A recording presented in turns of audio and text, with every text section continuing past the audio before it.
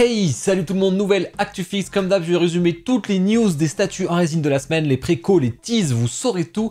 Je vous invite à me dire en commentaire votre top et votre flop de la semaine, ça permet de voir un peu les tendances, ce que vous avez préco, ce que vous avez trouvé à chier. Compte sur vous. Allez, on va attaquer direct. On avait fait un mauvais début d'année avec des statues pas ouf. Mais là, je peux vous dire que ça rattrape le coup. Il y a certaines dingueries, on va se régaler. Et on commence direct avec les précommandes manga. On a du Jimmy Palace, la seconde statue sur Saint Seiya avec Sorrento est dispo. On est sur du plutôt classique. Après, je trouve que ça fait une très belle statue en soi. Je pense pas qu'il y ait une grosse originalité, mais ça doit bien aller avec le perso, parce qu'on a déjà des statues de ce style. On a un petit switch si on paye un petit peu plus cher avec les ailes en switch plutôt que la cape. Je sais pas ce qui est le mieux, là vous me direz en commentaire ce que vous en pensez.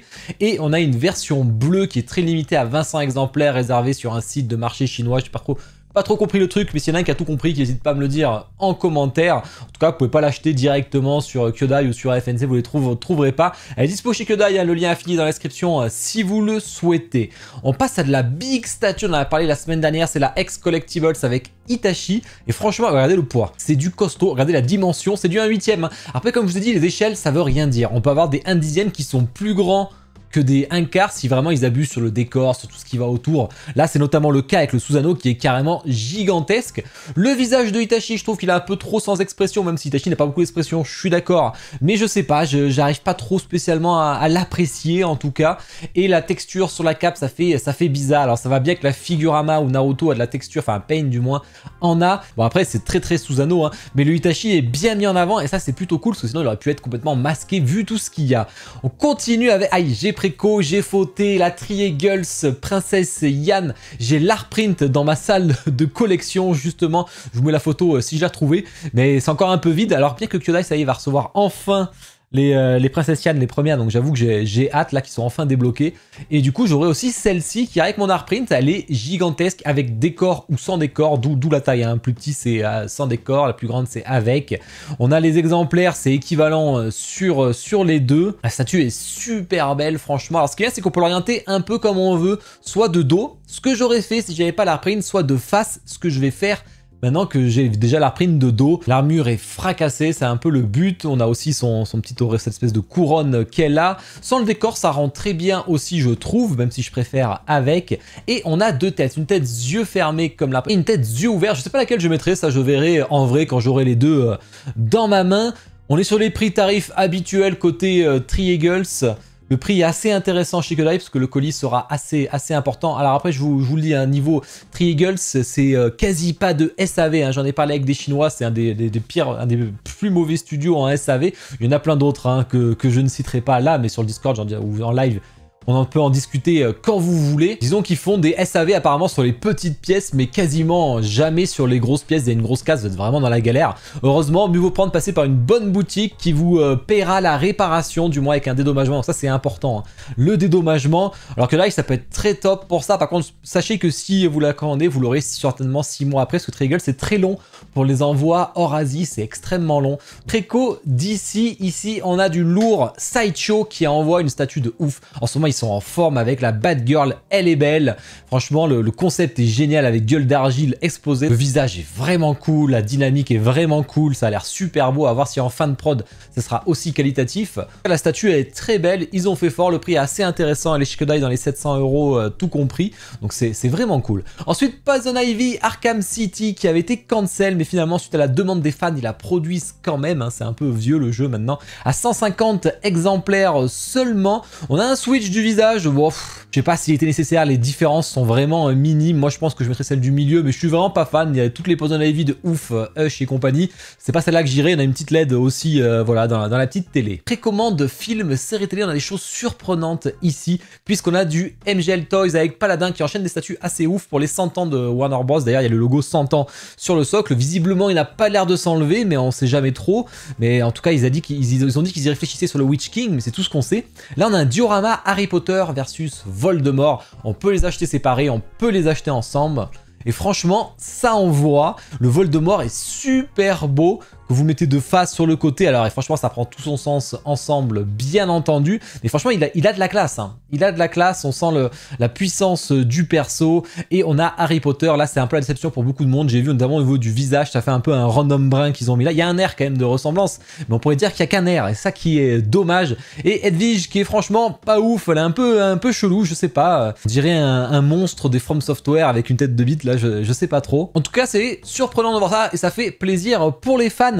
PCS Leonardo, le troisième, ça y est, il est en préco, ça avance. Alors vous avez deux profondeurs différentes, si vous prenez la régulière ou la deluxe, vous avez un switch avec l'épée vers l'avant. Je vous dis pas la profondeur du machin, va falloir vraiment le vouloir quand même. Donc moi je préférais les deux épées comme ça parce que l'épée vers l'avant c'est vraiment abusé. Bien que ça ira bien dans le concept général. C'est déjà la troisième, il faut savoir que Raphaël et Donatello sont sortis très vite. Là ils les a déjà livrés donc c'était plutôt rapide. On a Leonardo, ensuite on aura le dernier Michelangelo. Il y a le Shredder hein, mais qui va à part, est-ce qu'ils feront Splinter, j'en sais rien. En tout cas c'est des très belles statues, c'est assez balèze, hein. J'ai déjà fait la vidéo de Raphaël, si vous voulez aller voir, franchement ils font du lourd PSCS aussi en ce moment.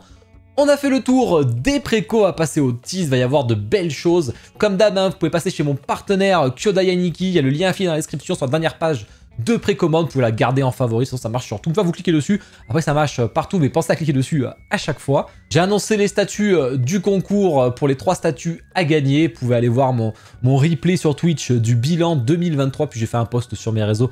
De toute façon, faut que j'ai le temps de tourner la vidéo, ça par contre c'est un peu la galère, j'ai pas trop le temps en ce moment malheureusement. Et au niveau du planning chargé parce que mercredi, Cartoon Kingdom, on va faire pas un point prod, mais un petit live d'1 heure maximum, où il y aura vos questions-réponses. Je vais faire un salon sur le Discord, vous pouvez préparer vos questions déjà, comme ça je noterai, je ferai déjà le tri, donc n'hésitez pas à y aller. On parlera de tous les projets 2024 et leur nouveau système de financement avec les statuts sortis en stock directement, donc vous pourrez poser toutes vos questions sur le live, c'est fait pour ça. Ensuite la seconde partie, on fera du Lethal Company après 22 h du coup, jeudi soir Lethal Company parce qu'on se régale, samedi soir Baldur's Gate et dimanche soir le final, ça y est, il est là, le final des votes.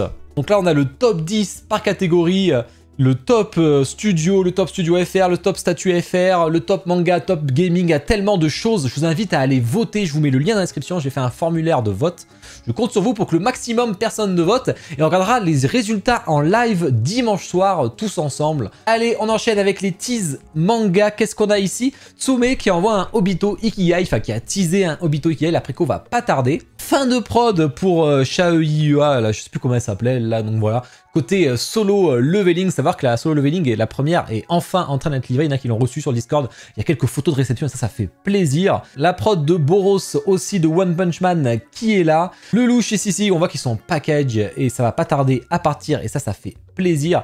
Côté Cartoon Kingdom, c'est Astro Boy aussi qui va pas tarder à partir. Itachi, le tri-artisan, la fin de prod. Le tri-artisan qui a mis le max pour l'instant plutôt que faire des précos. Ils ont mis le max pour finir les prods parce qu'il y a un poil de retard. Il reste plus que Ulquiorra et Yuji Itadori. Ça commence à rattraper, ça c'est cool.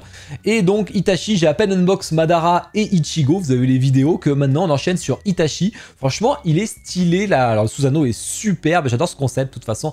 Après, ceux qui préfèrent le manteau des Uchiha, ça je peux comprendre. On a 2 têtes, on a un support alternatif qui est très joli d'ailleurs. Pour la seconde tête avec forcément le visage craquelé. De toute façon, je vous en ferai l'unboxing bien entendu. Lightyear Studio avec la princesse Yann qui est en fin de prod. Plutôt sympa celle-là sur son trône. J'aime beaucoup un Lightyear qui fait des belles prods en général. Donc ça c'est joli. Et Pidgey, la éolienne qui commence à la tease. On a une petite vidéo du visage mais ça rend pas très bien, la qualité est vraiment pas ouf, donc c'est dur de se faire une vraie idée. Soul Awakening, alors si j'ai compris, c'est aussi du Soulland, j'ai Tangsan, on va avoir. Le concept est plutôt sympa, après bon, il y a trop de rouge, d'effets de feu, là c'est un peu dommage. Et il y a d'autres statuts qui vont arriver aussi pour continuer cette ligne. Tease jeu vidéo Elden Ring Pure Art, alors ça on le savait déjà depuis un an, hein, mais ce sera pour février le reveal, donc certainement la préco aussi, donc enfin on va voir quelque chose. PCS Chun-Li, alors ça j'aime beaucoup, alors j'achèterai pas, mais je la trouve géniale, je la trouve superbe, en train de faire ses squats là. Il va y avoir aussi, comme j'ai dit la semaine dernière, Gookie et Ryu, il y a de quoi faire. On a une tenue alternative aussi qu'on peut avoir que j'aime bien, et une autre tenue alternative exclusive que vous voyez là.